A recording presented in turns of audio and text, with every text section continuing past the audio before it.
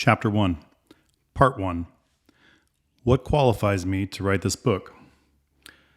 So I started the book like this because I figured that people would want to know who I am and why I'm able to write this book.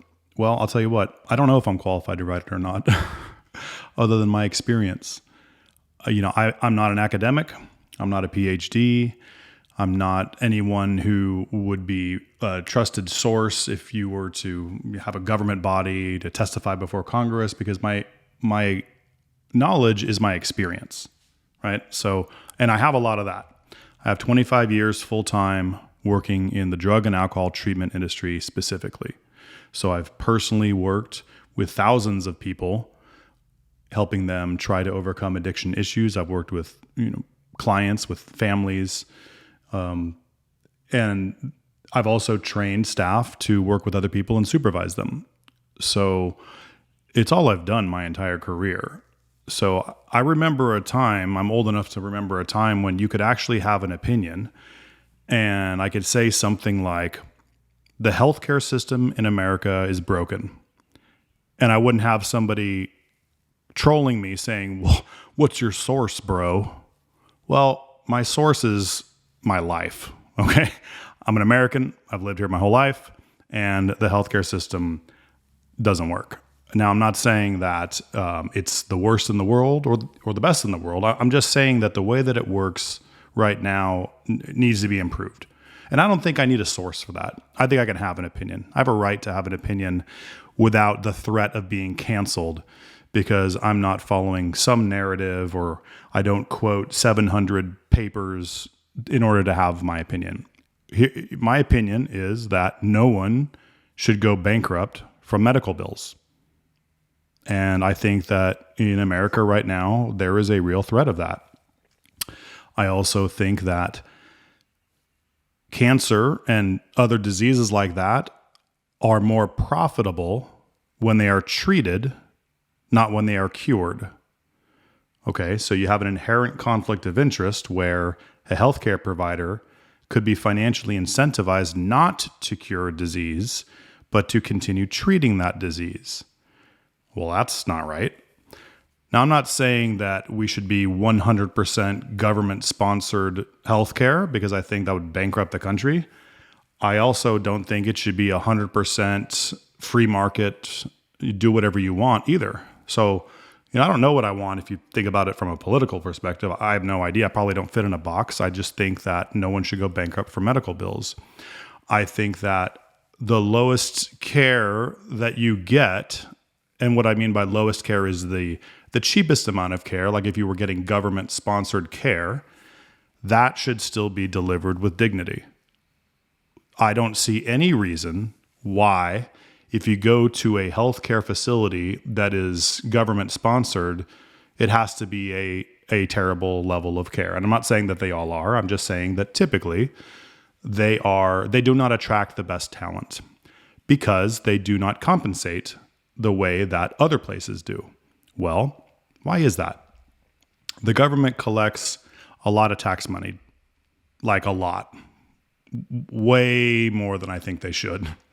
But I think that people would be more inclined to support taxing for medical services if, when you go into one, you get a great experience or, a good experience.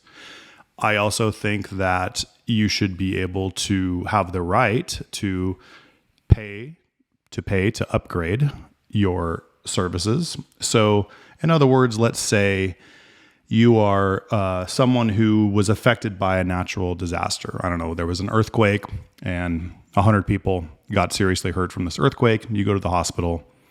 Of course, you should not be bankrupted for that. That's crazy. You should be taken care of. There should be a general level of catastrophic insurance that would cover all American citizens. I mean, that just makes complete sense. You're a taxpayer. You didn't jump off a building trying to make a TikTok video. You were affected by a natural disaster. And the care you receive should be good care with dignity. And I think that our tax dollars should support that. this is an opinion of mine. I do not have a study to back this up. I don't have, sources. I'm just telling you how I feel. I believe I have a right to have an opinion.